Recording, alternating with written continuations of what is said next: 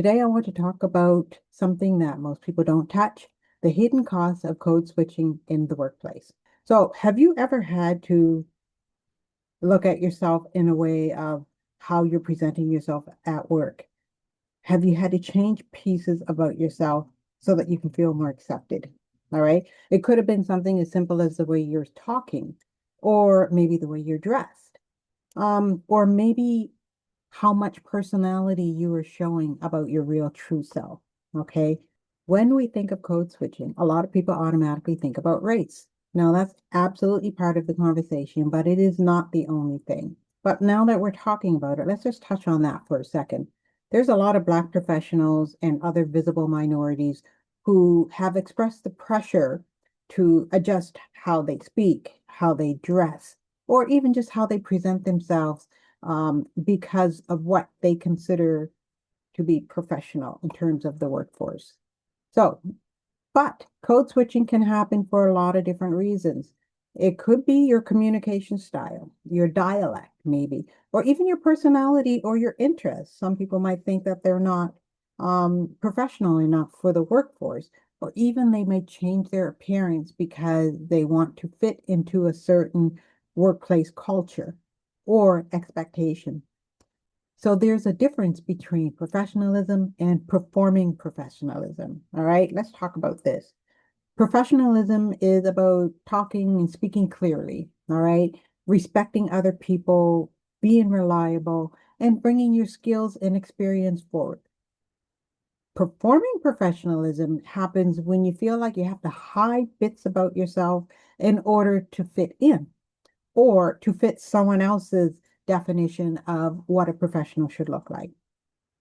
For me, code switching, I recognized, was around my appearance. Okay. So for years, I used to relax my hair, straighten it, because it was an unspoken thing that, that look was more professional than my natural hair. There were certain hairstyles or ways of presenting ourselves that would force people to judge us differently. Okay. I outgrew that mentality. Thank you. So what I did was I cut off all my hair, I stopped relaxing it, and I just went the natural way, as you can see right here. So I've come to embrace this, and it actually improved my self-confidence as well. So the confidence came from no longer feeling like I had to fit in to anybody's narrative of what a Black professional woman should look like. Now, this doesn't just apply to appearance, and it's not just for Black people. Maybe you've had to change the way you communicate because your natural style didn't seem professional. Okay. You could be somebody whose English is not your first language. So you're compensating bits and pieces of yourself to fit in due to that one thing. Okay. Maybe you felt the pressure to be less outspoken, less expressive because you're trying to fit into what you see or what you perceive to be workplace culture.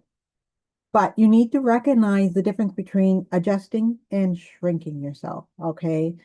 If you're a professional, you want to pay attention to where you work to make sure it's a place where your values, your skills, and your perspective and your contributions are embraced. Okay.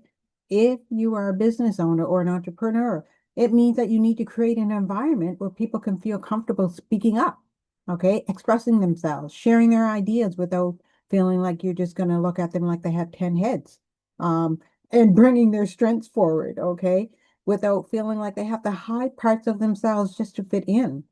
Being a professional doesn't mean that you have to erase who you are. It should never be that. So I want you to ask yourself, where in your career have you ever felt pressured to change yourself in order to fit in? And what would it look like if you were able to bring more of your authentic self to the workforce? Okay. Now, if this message resonated with you, feel free to like, share, follow, subscribe, comment below, and let me know what you think.